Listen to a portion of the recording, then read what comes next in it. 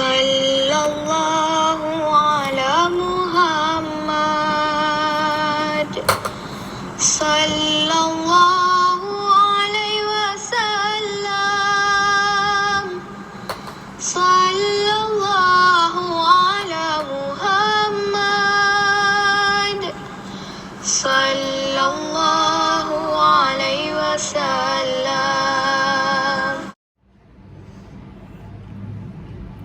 Assalamualaikum warahmatullahi wabarakatuh.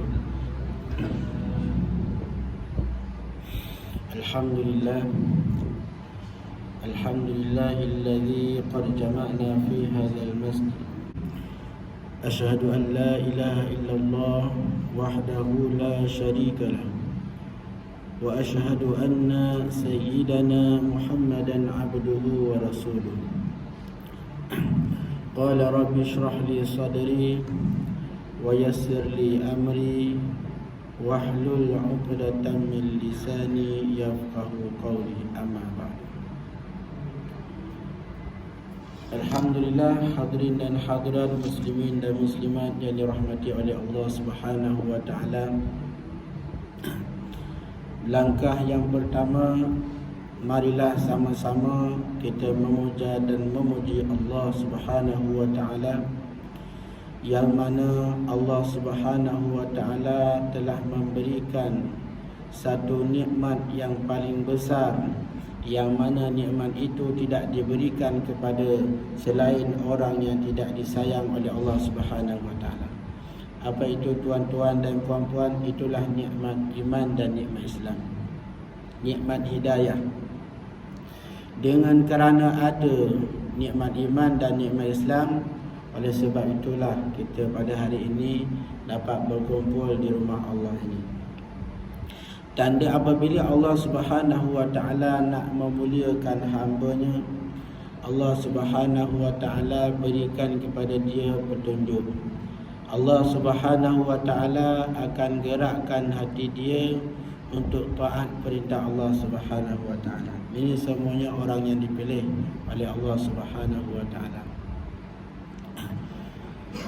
Sebanyak mana pun dosa kita, sebanyak mana pun kejahatan yang kita lakukan, tetapi apabila kita meminta ampun kepada Allah Subhanahu wa taala, Allah Subhanahu wa taala sangat sayang kepada kita.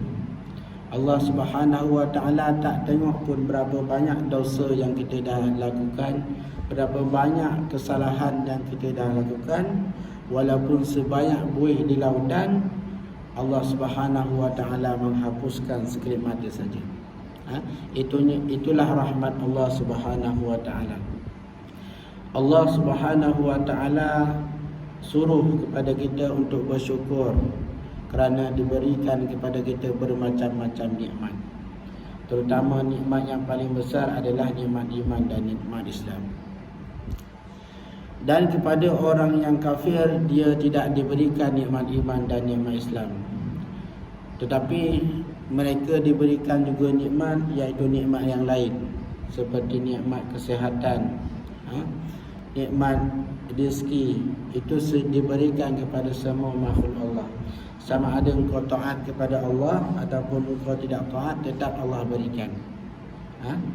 Tetapi nikmat paling besar yang boleh menyelamatkan kita di akhirat, sebab kita di dunia ini adalah sementara.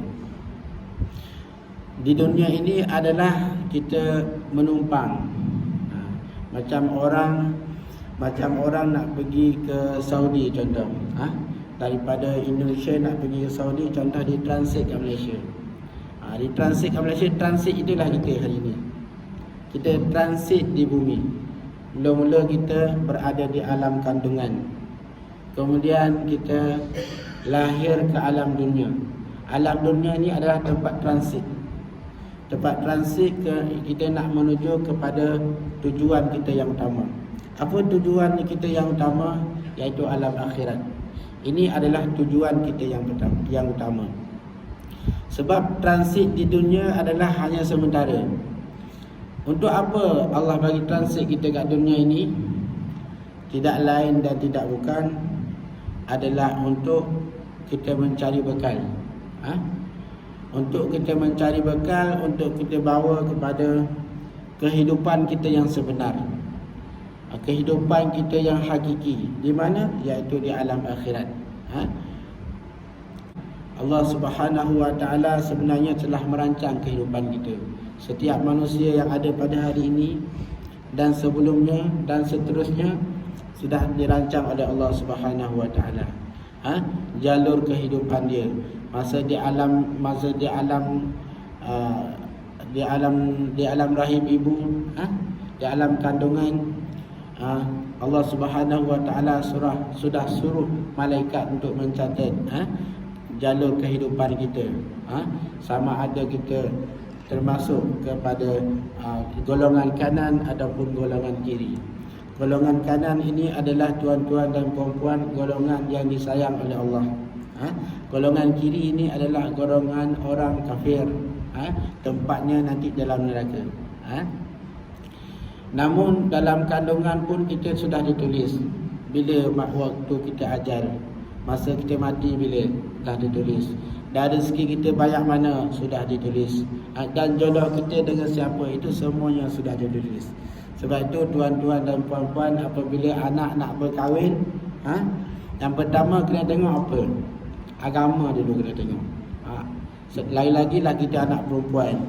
Anak perempuan ni dia sebagai pengikut. Pengikut. Jadi yang pertama kita tengok adalah agama lagi tu. Apakah dia jaga solat? Jangan dirosakkan anak kita. Sebab kita tahu, semua kita tahu, kita kat dunia adalah sebagai transit nak menuju ke akhirat. Jadi dia sebagai teman hidup anak kita, pastikan anak kita itu berkahwin dengan orang yang membawa dia kepada alam yang akhirat dengan cara yang baik, iaitu dengan cari laki yang soleh. Kalau laki pula cari perempuan yang soleha. Tapi laki sifat dia pembimbing. Bila sifat dia pembimbing, solehah ke tak solehah, dia kena bimbing wanita. Tapi perempuan ni sifat dia mengikut. Kalau laki tu dia ikut jalan yang serong, jalan yang salah, dia ikut. Kalau laki tu ikut jalan yang lurus, dia ikut. Jadi carilah pasangan yang sangat baik untuk anak-anak kita dan untuk masa depan. Dan kalau dia menjadi anak yang soleh ataupun anak yang soleha, maka yang untung siapa? Kita yang telah mengandung dia, kita sebagai seorang lelaki yang telah memelihara dia, menjaga keperluan dia sampai daripada dia kecil sampai dia besar. Kita yang untung. Di mana kita untung? Anak yang soleh adalah dia akan kekal menjadi keuntungan kita sampai kita dah mati sekalipun. Apabila kita masih hidup, anak yang soleh dia berdoa kepada Allah, ya Allah, murahkanlah rezeki ibu bapakku, murahkanlah, berikanlah kesihatan kepada mereka. Tapi kalau anak yang soleh, anak yang tidak soleh, maka dia tak berdoa apa-apa lah. Bahkan dia buat anak dia, ibu dia sakit hati, bahkan dia buat ayah dia terluka dan sebagainya. Ini sangat penting untuk kita jaga dalam kehidupan kita. Maka kahwinlah dia dengan anak yang soleh. Kalau anak kita perempuan, cari lelaki yang soleh. Kalau anak kita lelaki, cari wanita yang soleha. Kalau tak dapat wanita soleh, ambil dia wanita yang biasa-biasa tetapi bimbing dia. Pastikan anak kita itu soleh. Walaupun bidang apa pun dia belajar. Tak semestinya Islamic Studies, tak semestinya. Sebab itu yang bukan Islamic Studies pun boleh jadi anak yang soleh. Yang penting apa? Dia taat kepada Allah. Yang penting dia tahu kewajiban dia. Kalau dia ambil contoh Islamic Banking dan ilmu-ilmu lain, ilmu fardu kifayah dipanggil. Fardu kifayah ini seorang buat, semua terlepas. Macam teknologi hari ini kan, kalau kita tak belajar teknologi hari ini, kita akan ketinggalan. Terutamanya ketinggalan berdakwah. Kita tak pandai nak berdakwah dengan iklan, dengan apa dipanggil bahasa Melayu, dengan media. Maka benda-benda tu semua kena belajar. Walaupun kita ambil dalam pelajaran kita ambil tafsir ke, usuluddin ke, Al-Quran Sunnah, tapi benda tu mesti kena belajar. Sebab apa? Kalau tak, kita susah nak buat kerja. Sebab apa? pada hari ini masyarakat pada hari ini dia sibuk dengan phone, sibuk dia dengan media. Tak macam dulu. Dalam zaman dulu ni tak ada media-media yang canggih macam hari ini. Kalau nak berdakwah pergi ke satu tempat, pergi tazkirah dan sebagainya, ajak orang kepada kebaikan. Tapi pada hari ini kadang-kadang orang lebih sering tengok phone daripada nak jumpa orang. Kebanyakan masyarakat yang saya dapat, dia ni lebih banyak tengok phone daripada bercakap. Itu bahaya. Lebih banyak tengok phone. Kadang-kadang kitanya pun dia tak layan. Dia sibuk dengan phone dia. Masya Allah. Ini adalah penyakit pada hari ini. Sebab tu kita nak dakwah dengan orang-orang macam ni, kita kena dakwah dengan phone, ikut jalan dia. Ikut jalan dia. Jangan kita pergi pakai jual dakwah macam ni, dia tak layan sangat. Kita cakap biasa pun dia tak layan. Jadi dakwah dengan phone. Kalau dia selalu dengan phone, dakwah dengan phone. Bagi tulis benda-benda yang Allah redha, ke arah kebaikan. Cara berdakwah, kalau kita dalam tengok dalam kitab Usulul Dakwah ni, dia cara berdakwah ni bermacam-macam. Tak semestinya kita pergi ke rumah. Pergi ke rumah itu cara yang baik. Allah redha, Allah sayang. Kalau kita niat untuk Allah dan Rasul. Tetapi kita juga perlu berdakwah dengan cara-cara yang lain. Selain kita pergi rumah, berjumpa dengan orang, ajak solat, selain itu kita perlu juga berdakwah dengan cara lain. Kadang-kadang orang ni, kalau kita pergi ke rumah dia, ataupun kita jumpa kat tengah jalan, dia kadang-kadang dia tak layan sangat. Tapi orang-orang macam ni kita perlukan dakwah dengan cara media. Sebab dia selalu dengan media. Perlukan berdakwah dengan cara media, bagi hadis, bagi Al-Quran, bagi lembut hati dia, supaya dia datang ke surau, supaya dia kenal Allah, supaya dia dekat dengan Allah Subhanahu Wa Taala. Itu cara dia. Sebab tu tuan-tuan dan puan-puan, kerja kita pada hari ini adalah berdakwah. Berdakwah, sama ada kita ambil apapun bidang pelajaran kita, tapi kerja yang utama adalah dakwah.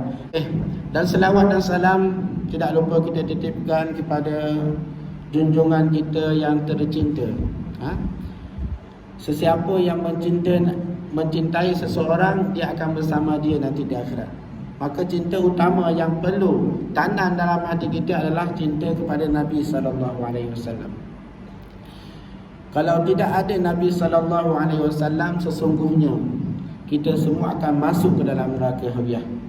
Kata Sayyidina Ali karamallahu wajhah, laula Muhammadun ibni Abdullah, jikalau bukan kerana ada Nabi Muhammad sallallahu alaihi wasallam anak Abdullah, maka sesungguhnya kita akan masuk neraka Hawiyah. Laula Muhammadan ibni Abdullah lakunna fil Hawiyah. Itu kata Sayyidina Ali karamallahu. Sayyidina Ali siapa tuan-tuan dan puan-puan? Dia khalifah yang keempat. Abu Bakar, Uthman, Ali. Okey. Khalifah yang dijanjikan oleh Allah Subhanahu Wa Taala, oleh Rasul sallallahu alaihi wasallam dalam syurga. Sahabat radhiyallahu anhu, sahabat Nabi, dia cinta kepada Nabi beza dengan hari ini kita cinta kepada Nabi. Hari ini kita cinta kepada Nabi waktu-waktu tertentu, waktu maulid, baru kita ingat Nabi. Ada juga yang lebih teruk lagi, maulid pun dia tak nak datang, maulid pun dia tak ingat Nabi. Itu lagi teruklah. Sebaiknya kita ingat Nabi bila masih. Selagi umur kita hidup, tak kira masa bulan berapa, ketika di mana, selalu ingat Nabi. Macam mana kita ingat Nabi? Kita berselawat kepada Nabi sallallahu alaihi wasallam. Kita cinta Nabi. Macam mana kita cinta Nabi? Kita ikut apa yang Nabi suruh, kita ikut sunnah Nabi sallallahu alaihi wasallam. Ini adalah akan membawakan kita kepada syurga Allah Subhanahu Wa Taala. Pernah disebut dalam sebuah hadis, dia akan bersama dengan orang yang dicintai di hari akhirat. Maknanya kalau kita cinta kepada Nabi, maka kita bersama dengan Nabi di hari akhirat. Kalau kita cinta, kalau kita ambil idola kita, orang-orang artis, lebih lagi lah bukan muslim, akan bersama dia lah nanti. Sebab itu pilih idola kita, pilih jalan yang baik untuk kehidupan kita.